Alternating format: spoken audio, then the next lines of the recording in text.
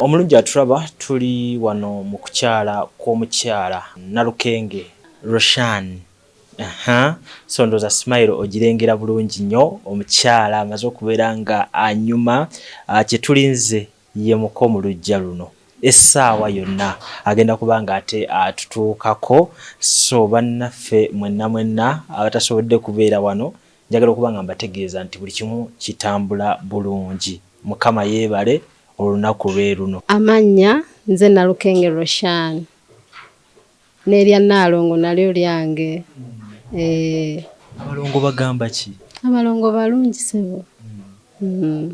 Olunaku lwaleero omwami agenda kukyalika. Agenda kukyala wane wasenga wange. Banange neebaza kusookera ddala senga wange, basenga bange banaye mbeebaza mwebale nnyo okumbeererawo, baganda bange, mikwano gyange, banaye mwebale nnyo, mwebalire ddala. Ne Mukama era mwebaza kuba kino bwe kitabaamu Katonda banaye tekisobola kubeerawo. Naye Katonda yasooka byonna ebirala ne biddako. Kwegamba bwe bakiŋŋamba banaye essanyu lyanzita. Ne ŋŋamba wow, who am I? Ssalongo wange bwe yakiŋŋamba ne ŋŋamba really I'm blessed. Banaye ne ŋŋamba Mukama, ekitiibwa kya Mukama buli kimu kijja lunaku lwakyo. Ne ŋŋamba n'olwange lugenda kutuuka. Can you imagine that day? Yes. Ssalongo wamuliisa ki? Tewali nnyo kye namuliisa nti oba kino oba ki. Jasi buli kimu kibeera n'ekiseera just no. Ekiseera bwe kiba kituuse oba gye bayita destiny nti entuuko bw'eba etuuse ey'ekintu banaye tewali ayinza gikomako. Era bwe kiba kituuse kiba kyekyo. Kati nange this is my day. It's the starting kuba tulinayo n'omukolo ogujja. Okukwanjula? Gujja maaso awo? Gujja. Ssalongo mwekuumye ebbanga ki? Ebbanga libadde ddene. Giri emyaka ndowooza nga 16, 17. Ne Ssalongo? Nine Ssalongo. Ssalongo waali atya bannaye? Sooka omutukube. Ssalongo wange mwami mulungi. He's hard working. Sajja atya Katonda kye kisooka. Sajja mukozi. Kugamba afaayo. Ayagala awakaawe. Mwami kwegamba ayagalika. Yes. Ssalongo wange mwami Sekizivu David Muya. Mwebaza olw'okunjagala era musuubiza nti nange nja kumwagala. Kasazeewo nti agenda kujja wano, nja kumwagala ebijja n'ebisembayo byonna. Ebisooka n'ebisembayo byonna nja bimwagala. Nkyakwongera abalongo Ssalongo ky'oba omanya. Nkyakwongera abalongo. Nze Nalongo nkyabakwongera. Yes.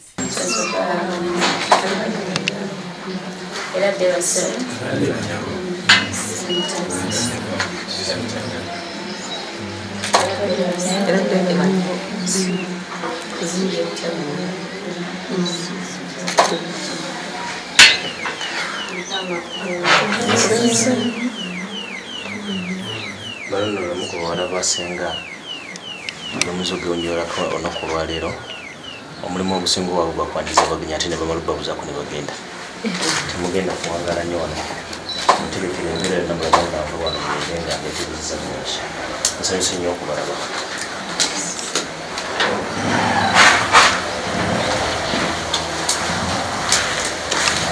Nendibaza nnyo mmwe olw'ekitiibwa ekyo kye mwabasenga. Emirundi mingi tusanze abaana ab'obulenzi n'ab'obuwala nga senga baagala nnyo bamutereko n'akapande nti omulenzi y'oyo. ate oluusi ne babukwata ne bamutambuza ne muteeka mu maka ga taata senga gy'abajja ne mu luusi tuse ne mujja mu maka ga senga tukibeebaza nti ennono mu bwakabaka obwa Buganda ey'okuwasa mugikutte bulungi. Muzikirize tusabe Nalukenge gye kubanga olunaku lwaleero nnyo ensonga eyo tutulwisa Buganda Nalukenge gye na bonna ne mwannyinaze agye naye. Amanya gange nze Diana nga nze metron w'omugole omukyala gwe bayita Roshan.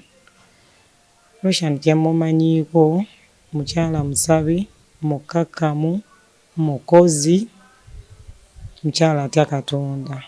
Omwami waffe Ssalongo nkwebaza n'obuwombeefu obungi ennyo kiwebale kujja mu maka ga ssenga n'okyala era tukusuubiza nti tugenda kwagala, tugenda kusabira, tugenda kukola kyonna ekisoboka tukulabe ng'oli musanyufu gwe ng'omwami azze mu maka muno olwaleero okukyala ewa ssenga. Ng'era tusaba Katonda yaba ayimirira mu mukolo guno ebbanga lye mumaze mwenna libadde ddene naye tusaba abakuume nga mukyasobola okuwuliziganya nga muteesaganya nga mweyagala. Nakasujja Vaila ndi musanyufu nnyo, ndi muganda wa Nalukenge Roshan omugole wa leero akyazizza omwami waffe Ssalongo mu maka ga ssenga waffe. Omwami waffe Ssalongo tweyanza nnyo tweyanzeege era tukulinze mu Gwokutaano. Nalukenge kyemumanyiiko mukyala wagonjebwa, mukyala mufumbi, omukyala omwetowaze ate omukyala alina eddiini. Kale tuli basanyufu nnyo era twesunze olunaku oluddako nga luno bwe luwedde. Akoppa akunze kuba ogwanga omukolo gwaggwa kati kyova olaba namusibirira entanda ne mugamba gwe nninze era naye n'atanswaza kuba ogwange yagulaba gwaliwo bulungi nnyo nange omwami wange teyanswaza era nkimanyi naye omwami waffe tajja tuswaza. Omugole mukwano gwange, omugole muganda wange, omugole buli kyonna. Tuli basanyufu nnyo nnyo nnyo nnyo nnyo n'okukirawo. Tuli basanyufu nnyo omwami waffe waba asazeewo okujja okutandika olugendo olutuufu olw'obufumbo. Mukyala mukakamu, mukyala mukozi, mukyala wampisa kubanga ndowooza ebyo byonna singa abadde tabiri era omwami yandibadde tasalawo kugamba nti mu bonna n'alondawo ye. Yesebo naye wabanga asazeewo ye kitegeeza amulabyemu buli kimu omwami kye yandyetaze mukyala.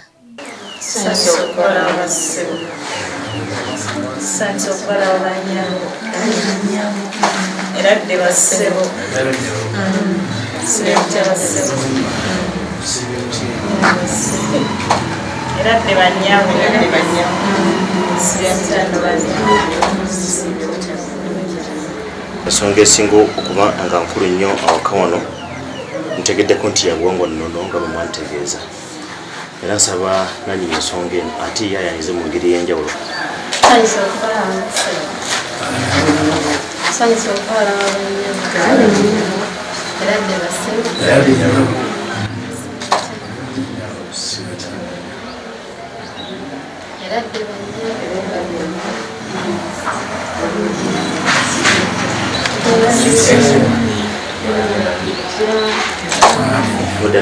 Ate abasoose bwati tebabyogere engeri gyobamanyimu so okukola kuno okulwanga ddala kuko abaana bamwenabwatu bebazizza okutegeera amakulu gasinga mu nnono y'okuwasa ne mumuwa ekitiibwa ne mujja okugenyiwalako ewe. Mukolo gwe tubaamu tuba tetwanjula wabula tulaga senga omuntu oyo mukwano gwo gwe wasiima mu bonna. Ndabye nno bangi bazze Nalukenge nesibamu naye nsaba gwe byatandula ebigere byo ate otukolera omukolo ogwo gw'obuwangwa n'ennono mu bwakabaka buno bwa Buganda.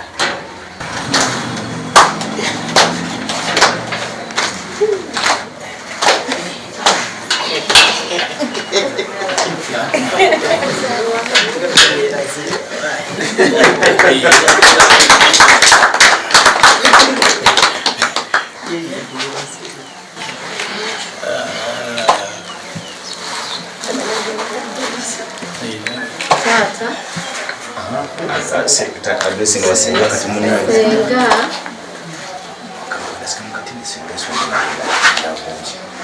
mbadde nkusaba okwanjulira mukwano gwange azze okundabako bwensuubira okuwangala naye obulamu bwange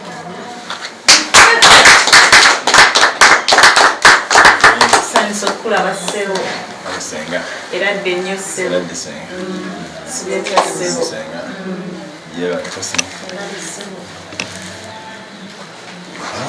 yoyo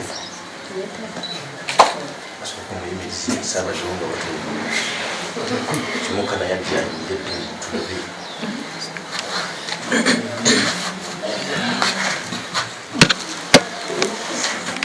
senga omulezi kisinza okunyumira kiri kimu bakimugambye adde kwabiryaga mu buluge tegere nti kibongetedde mu kagaali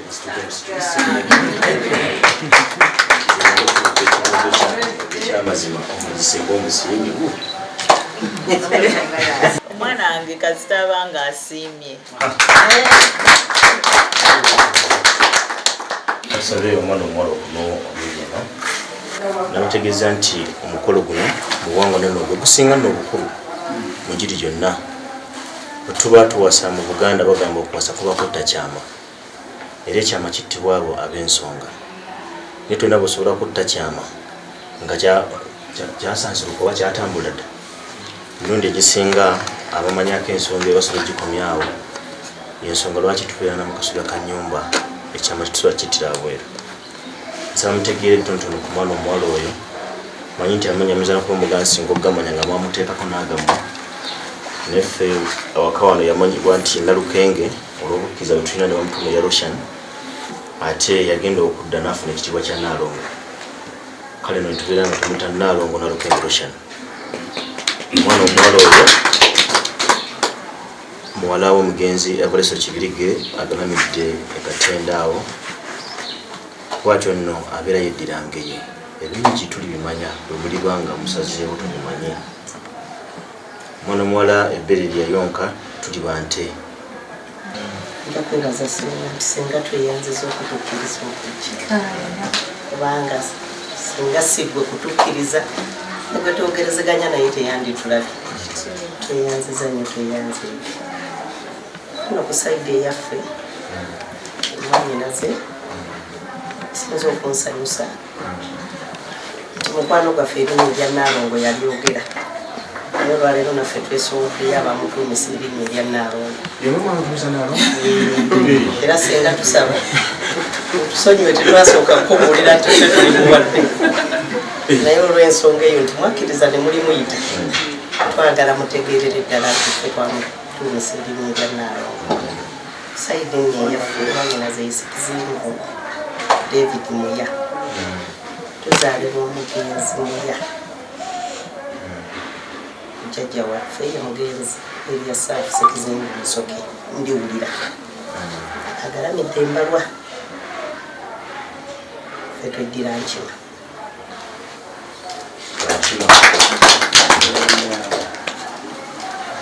esaidi ey'amaama maama wanjaza mama wanjaza mwanyinaze kale nno sibagabanyabo okubaniriza nti mwebale kujja era nakaseera kano twandibadde tutandikateeka okutaba Oluganda simanyi muto wange oba ensonga tugitambuliza tutya nsaba tuwulire emirembe bwe tuba tutudde tusobola okulanamamu owulira nga amakuukakooye asobola okulanamamu tewali buzibu era alanamirire wala alanamire eno bage wonna woyagala tubakukubiraku oteeseteese akatumu kabu nze Federesi Nalukenge ndi ssengaawe ddala omukulu era nsanyuse nnyo era nkyali musanyufu nnyo okulaba omwana nandeetera munne mba nsanyuka nnyo era ndi musanyufu ne wendi wano ndi musanyufu okulaba yali bebi ate kati akuze aba akuze abaana bange ab'obuwala sirinaako gwe nyooma gye nabatendekera era nabo gye bakulidde ne balaba nze ssengaabwe nkuze si magamaga walala ndi wamu. Nzikakande Peter mwannyina wa Nalukenge agenda okubeera omukolo guno ogw'okujja okukyala ewa ssenga. Tusanyuse, tuli mu ssanyu lingi nnyo okulanga mukoddomi waffe asazeewo ekyokujja okulaba ku ssenga, ate tusabe n'ebinaddirira abe ng'ajja okuba nti ayanjulwa mu maka ga taata waffe. Tujja kuba n'essanyu era tujja kusaba Mukama atutuuse era ku nnaku ezo zonna ezinaddirira. Mu ngeri eyo n'olunaku nalwo tuno olwaleero Katonda atuyiseemu bulungi okutuuka ku ezo ezijja mu maaso. Tubaagaliza n'okubanga basiba empeta ngimwagaliza nnyo, ngibaagaliza bumbi. Amannya Nalwada Aida, ndi mukwano gwa Roshan. Roshan nvudde nadda naye, twasoma naye era Katonda n'atuyamba ne tufumbirwa mu kitundu kye kimu ekireka, so mukwano gwange ddala era alinga muganda wange actually. Musanyukiddeko nnyo ku luno olunaku lwatuuseeko, ntandikwa nnungi. Mwami Sekizivu, webale nnyo, webalire ddala. Era tusaba Mukama Katonda ababeererewo byonna mu bye mutegeka era abawa obufumbo obulungi. Gole abasenga wange. Nsanyuse nnyo okulaba nga tuse ku lino ekkula era nsaba Mukama amuyambe mu kino kyatuuseeko kyeyongere. N'abalala bonna nsanyuse okubalaba. Ndi musanyufu nnyo okubeera ku mukolo guno gwa anti wange. Ndi wano ku lwa ssenga wange. Mwebaza okutuuka ku kino kyatuuseeko era nsaba atuuke ne ku birala by'alina okutuukako. Amannya gange nze Kibirige Tina era nga ndi muganda wa Mugole. Ndi musanyufu nnyo okulaba nti no sister wange akyadde ntino akyazizza omwami maka ga ssenga. N'omwami waffe mwebaza yeebale kutuweesa kitiibwa okujja maka ga ssenga n'akyala. Era mbaagaliza ssanyu lyereere mu bufumbo bwabwe. Ebisigadde byonna tuzita mperekerezo za mukolo. Kubanga omwana obuwala amaze okulaga ssenga omulenzi, ssenga omulenzi n'amwaniriza n'amusima amugabye n'oludde lwaki lw'amazzi era n'omukago wamaze okugutta. Kale nno mwanyina zinkabaza olw'okufula ebyoteeko obeera nga ate ofunye omwami